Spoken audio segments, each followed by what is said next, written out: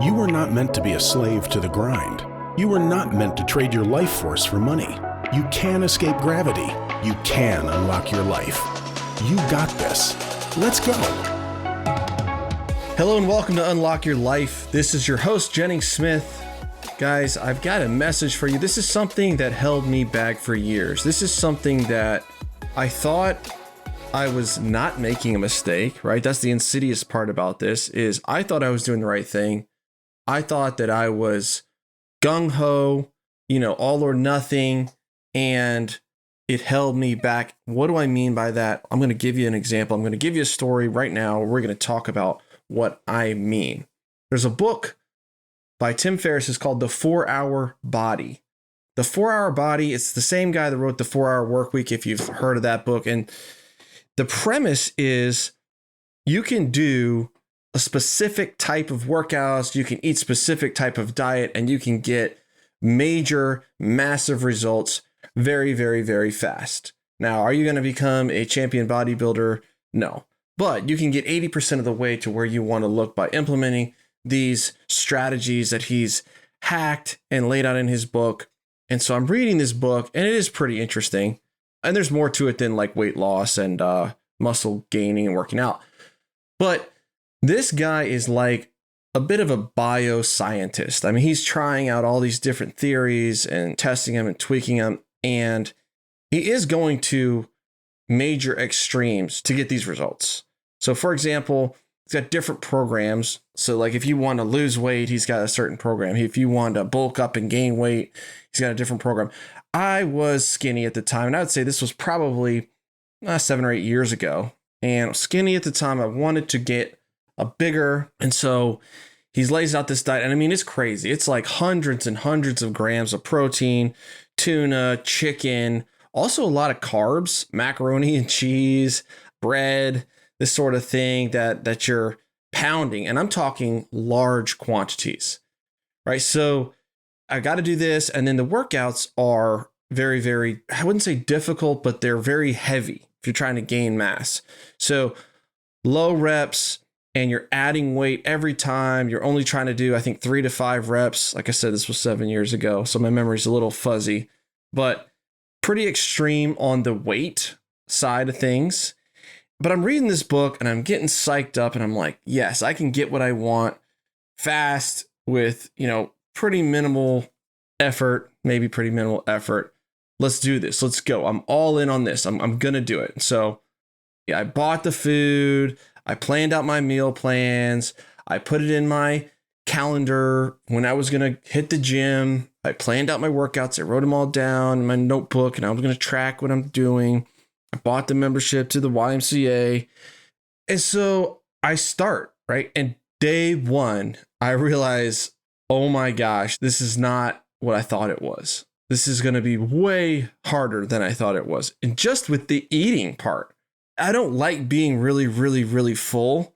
And you were really, really full 24/7. You were literally never hungry because you were trying to eat, 3,000, 4,000 calories a day. I've actually been tracking my calories now. And dude, a lot of days I don't even hit 2,000. So this was a lot of food for me. And I'm stuffing all this food into my gut. I feel terrible. And now I'm going to the gym. And I mean, I am lifting heavy weights and I'm working out every other day or every third day, and you're putting on more weight. So if you did a lat pull down with 150 pounds, the next time you did it, you had to do 155. And the next time you did it, you had to do 160. The next time you did it, you did 165, but you're only doing 3 to 5 reps. So, but you're really ramping up the weight. And the problem with that is if you don't have good form, right? If you haven't been working out for years, which I hadn't, I'll admit, I had worked out, but I didn't know proper techniques and I was just doing the best I could do. But pretty soon I got pretty fed up with the diet, pretty sick of it. It was just a total slog. And I also was like getting injured, right? I hurt my right shoulder. Some injuries flared up in my ankle that I had twisted a couple times years ago. And all the stress on that, too much too fast, was irritating it. I didn't know how to modify exercises to overcome this stuff. And I really fairly quickly realized this is not going to work for me, right? This is not going to work for me. Or maybe this doesn't work at all, because now I'm getting kind of fat, right? I'm getting a gut. I'm getting some neck rolls. I just had my second kid, and I'm just like, what is going on? This is not the way that I wanted to look. I'm actually going backwards from where I felt like I had been before. And so I quit, right? And this is nothing against the 4-Hour Body or that workout program or whatever. Maybe it works, maybe it doesn't. I don't know. But I could not stick to it. It was not sustainable for me, right? Where I was in my life and the ability that I had, no coach, no accountability partner, no trainer, nobody keeping me on track with the food and the diet and the working out. It was just all on me. I felt a bit of a loser, but I quit. I quit on that, and I quit for years. Because I'm like, if I can't do this, if I can't go all in and I can't make this work, I'm not just going to go to the gym and mess around, right? We've all seen those people at the gym, and they go in there and they hit the exercise bike lightly for 10 minutes and they bench press, the bar, or maybe there's a 10-pound on each side, and they're just really not getting anywhere. And they're almost like they're playing at it. And I used to look down on those people. I used to be like, oh, you're not committed. You're not a soldier like me. You're not hard. You're not tough. And especially in this entrepreneurial culture that we're in, if you're listening to this, you're probably somewhat like me, and you're in this entrepreneurial culture where it's really sexy to be like, I'm in, I'm all in, whatever it takes, no matter what I have to do, no matter what I have to give up, I am going to achieve X, Y, or Z, do or die. Right. And that looks awesome on memes, on photographs that you see on the internet of a picture of a lion, roaring, and it gets you a little bit fired up. But is it the truth? Is that really how results are achieved? Or is this just some dude building a meme because he thinks it sounds cool? So I quit for a couple years, and I'm getting fatter and I'm getting weaker. And I'm not saying I was super fat, but didn't love the way I looked. Kids, sedentary lifestyle. I'm moving more into management. I'm not working construction as much, and my health was just catching up. I was getting winded going up a flight of stairs or two. Like if I had to carry something like moving furniture around the house, like I just wasn't in shape. I wasn't strong anymore. And I couldn't rely on being in my 20s for it to carry me. It wasn't carrying me anymore. And so one of my coworkers, or a colleague of mine that I had worked with, an architect, she recommended a personal trainer that she had been working with. And this personal trainer, his name is Brian. He's awesome. So if you're looking for a personal trainer, hit me up and I'll connect you with Brian if you live in the Somerville, Charleston area. But Rachel said, hey, you should talk to this guy. And I was scared. I was like, I don't want to do that. I tried it once. It didn't work for me. I gave up. I quit. I don't like working out. My diet was, I wouldn't say horrible, but it wasn't great. I pretty much just ate whatever I wanted to eat. I wasn't really focused heavily on that. But I knew that I needed to do this. I knew that I wasn't getting any younger. And so I went and met with him. And I met with him, and he was cool. He's like, all right, well, what are your goals? What do you want to look like? What are you trying to accomplish? How's your diet now? What are your injuries, right? What's some things that have held you back? Because that's one of the biggest things that stop people from working out is they get hurt, and then they can't work out, and then they stop, and then they never really heal. And before you know it, years and years slip by. And his focus, I would say, approach to this was not let's go all in, right? He was not like, okay, you need to work out 5 days a week. You need to only eat boiled chicken and broccoli, no sugar, no carbs, no alcohol, no sweets, no pizza. Like, he didn't say any of that. He basically laid out the principles of protein first and limit the sugar, limit the alcohol, limit the carbs. Now, he didn't really limit the carbs too much, but just tracking what you're doing, just start to pay attention to it, right? And you just had to text him what you ate. So you didn't really have to modify your diet too much. You just had to text him what you ate. And then he started me out with 2 days a week working out, 2 days a week. And so we do chest and triceps. Then the next day we do legs and shoulders. The next week, we're doing back and biceps, and then we're doing it all over again. And he stuck with the core workouts, the easy ones. And he really focused on form, making sure we're doing it just right. And long story short, it was slow, right? A year later, I did not look the way that I wanted to. I told Brian, hey, here's a picture of, I don't know, some cut dude on a magazine. I'm like, this is what I want to look like. I didn't look like that guy. And honestly, I still don't look like that guy. But I did look better, right? I did look better than I had a year ago. And within a year, I was now working out 3 times a week. I was occasionally doing something active in between those workouts. I was now eating cleaner. I was understanding it. I was having less cheat meals. I was drinking less. I was eating less sugar, eating less carbs. Now I'm 3 years into it. And while I still not where exactly where I want to be, still not looking like the Greek god, but I look a lot better than I did 3 years ago. A lot better, even better than I did 2 years ago. And my diet is far better, right?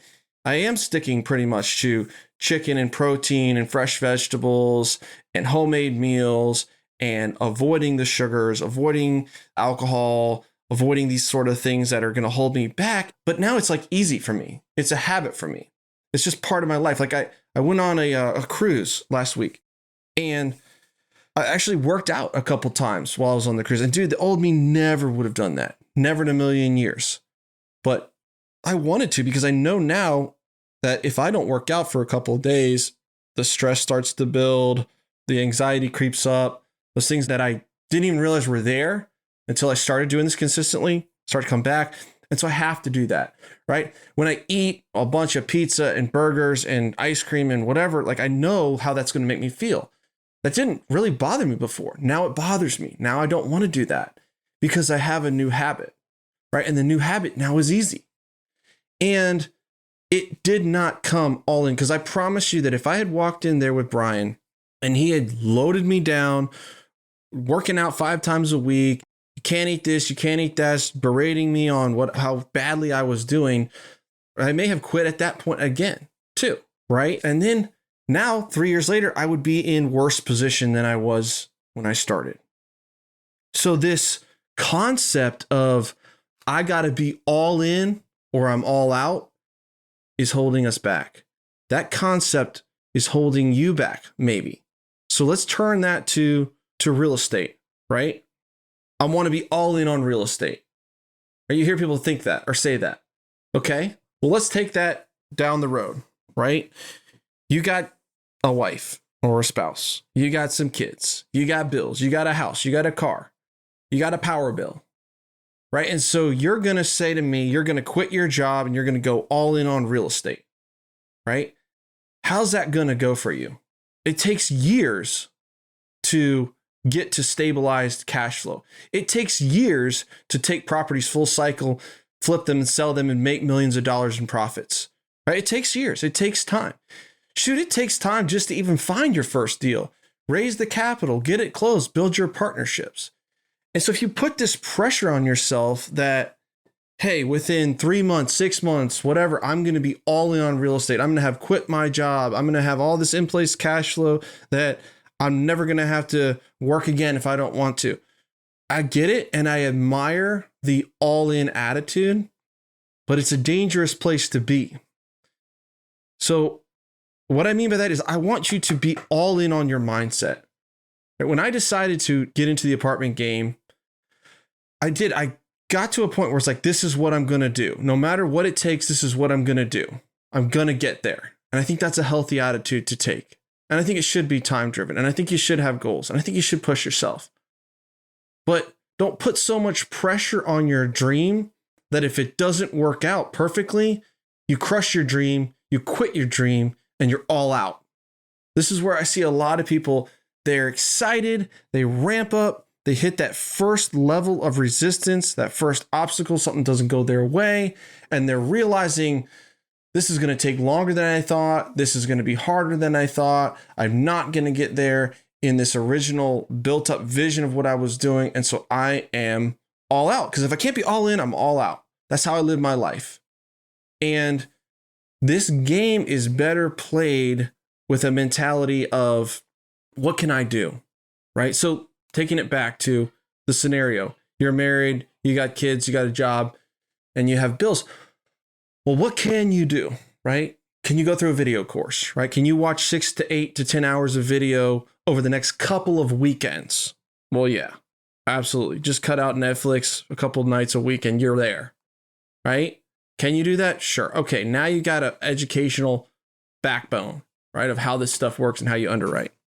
Next, it's like, okay, can I spend 2 to 3 hours a week networking, getting on Zoom calls, meeting with other people? 2 to 3 hours a week. Can I do that? Well, probably.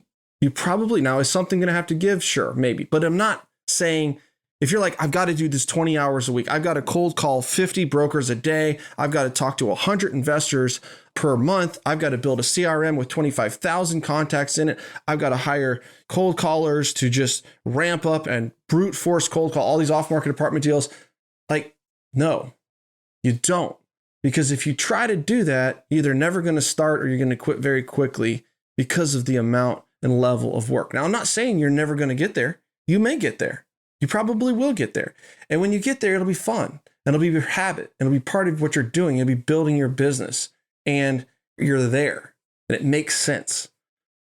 But if that's where you want to start, that is not the way to go.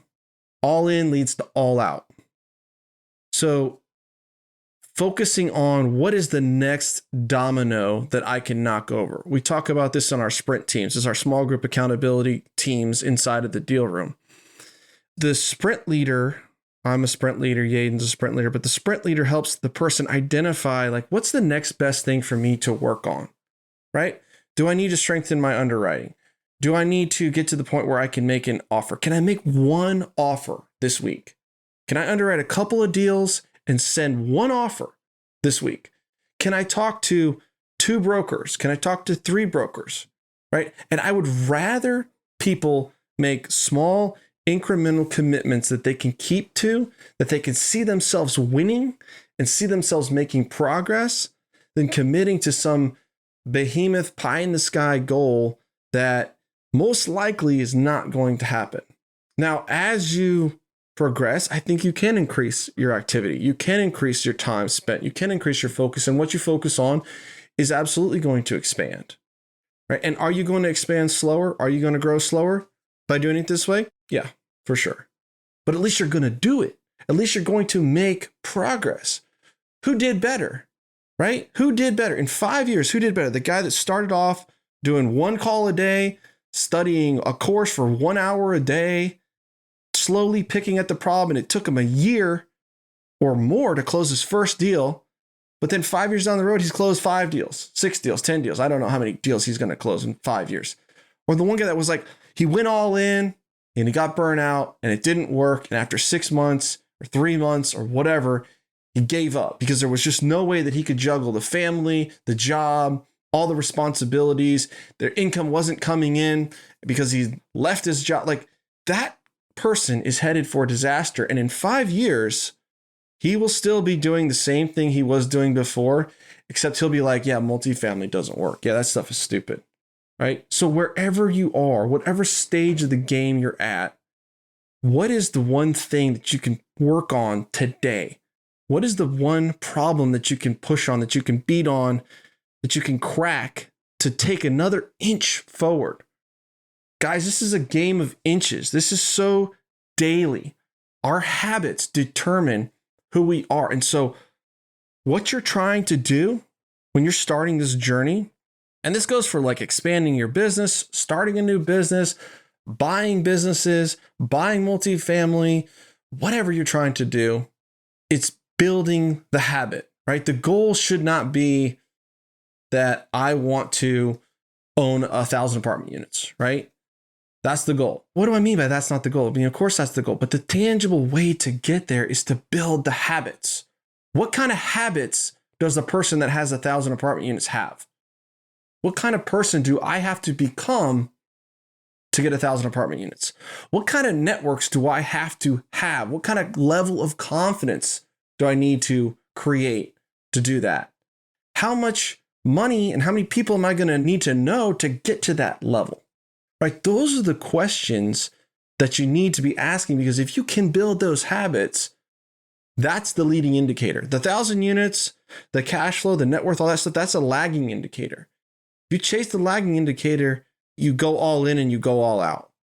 If you chase the habits, right, then you get there, and you get there in the right way. Maybe it takes a little longer, but you get there for sure.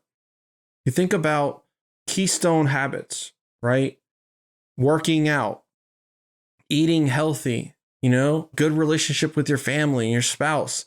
These things, what do they matter to business? Well, they matter because how we do anything is how we do everything, right? And if we're disciplined in those arenas, then we can realize, okay, I just got to be disciplined in this. I just have to build a new habit here. I have to build a new habit. I have to become a new person.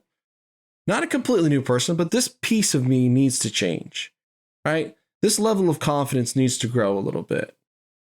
My level of connections and relationships needs to grow. Maybe some of the relationships that I have need to shrink. Maybe I don't need to hang out with that person so much. Maybe I don't need to be watching so much TV. Maybe I shouldn't be going out on the boat, drinking beer every weekend. If I really want to change my habit and become the person that can achieve the goals that I say I want to have. So guys, these are my lessons learned, parallels from trying to go all in with working out, failing, doing nothing for years, making no progress, to going into working out with what can I do, right? Let me get accountability around this. Let me get somebody that knows what he's doing. Let him help me not get injured. Let him help me, who's been there. He's walked that path and he knows, don't load this guy down. Don't discourage him. Don't crush him week 1, month 1. He'll get there. He'll understand it. He'll figure it out. And I'm going to be right here to guide him along the way. How do I find that person? Right? And then boom, I get the results I want. Did it happen instantly? No. Is it worth it though? Absolutely, yes. And it's the same thing.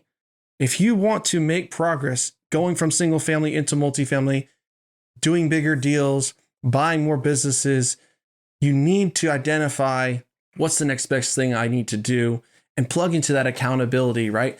What can I do to make sure this is going to happen? Because I knew if I hired that guy, I was going to make sure that this was going to happen, right? Because now I had a guy with a plan that I could follow. The plan worked. The plan wasn't too hard to follow. And I just had to show up and do the work, right? That was very, very comforting. I did the same thing with multifamily, buying courses, going to networking events, building my knowledge base, finding out that plan. And honestly, I picked at the problem for 2 years before I closed the deal. I kind of don't like to say that out loud because I don't want it to be discouraging to people. And part of it was because I didn't have the network, right? I just had a course. I did not have any of the network and the capital raisers and the loan sponsors and the power of the pack, the accountability. I didn't have any of that. And I had a family and I had a construction company and I had kids and I didn't have much time, but I had a little bit of time, right? And I utilized that little bit of time. And every spare minute I had, not every spare minute, but some of the spare minutes I had, I was studying and I was going on LoopNet. I was going on this MLS, I was going on Craigslist, I was trying to find deals and I was practicing underwriting and I was making offers and I was talking to investors and I was building my investor base. And all of a sudden, boom, something came together. Not all of a sudden, took a long time, but it came together. And once that first deal came together, it all started to come together. It all started to click where I realized I've got all the pieces. I've got what it takes. I've got what I need and I can do this over and over and over again. All right, guys, so if I can help you, if you found that helpful, drop me a comment, shoot me a message. I reply and respond to everybody. I'd love to connect with you and chat with you, see what you got going on, and see if I can help. If the podcasts are benefiting you, share it. Drop me a 5-star review, text it to your friend. Be like, hey, dude, you should listen to this episode. It's a good episode. That would mean a lot to me. So that's where we're going to leave it today. Appreciate you guys. Make sure you take some time this week to unlock your life. Peace.